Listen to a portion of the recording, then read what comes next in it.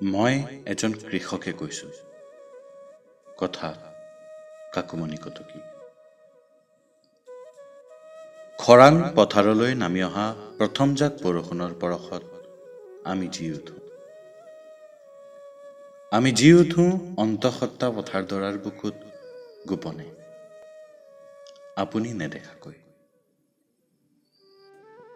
বাৰিষাৰ মেঘে যেতিয়া বৰশী বৰশী বুৰাই পেলায় চিৰদিনৰ আপোন নৈখনেও অভিমানত উথলি বুৰাই পেলায় আমাৰ সপোনৰ শস্যবোৰ। তেতিয়া আমি প্ৰতি নিশা উজাগৰে কটাওঁ। জেঠৰ ৰ'দৰ কথা আমাক নুসুধিবা, মূৰত মাৰি থোৱা পুৰণি গামোচাখনে সেই ৰ'দৰ তাপ কমাব নোৱাৰে। ফেহুজালি পোৱা তুমি দেখিছানে? কেতিয়াবা সাৰ পাইছানে সুৰুজ নোলাওঁতেই? শীতৰ নিহালি আঁতৰাই আমি পথাৰলৈ যাওঁ। আমাৰ বাবে ৰৈ থাকে এখিনি সপোনে, যাৰ বাবে আমি জি উঠে দেশৰ প্ৰতিজন মানুহ।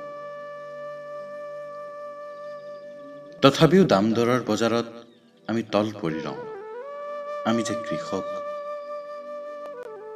আমি শইচ পথাৰৰ মানুহ, সাধাৰণ সহজ।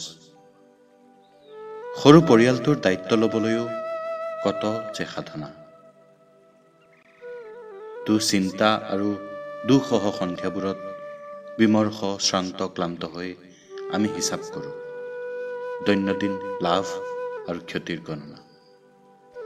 দগা পাল্লাত বিচাৰি নাপাওঁ সমতা।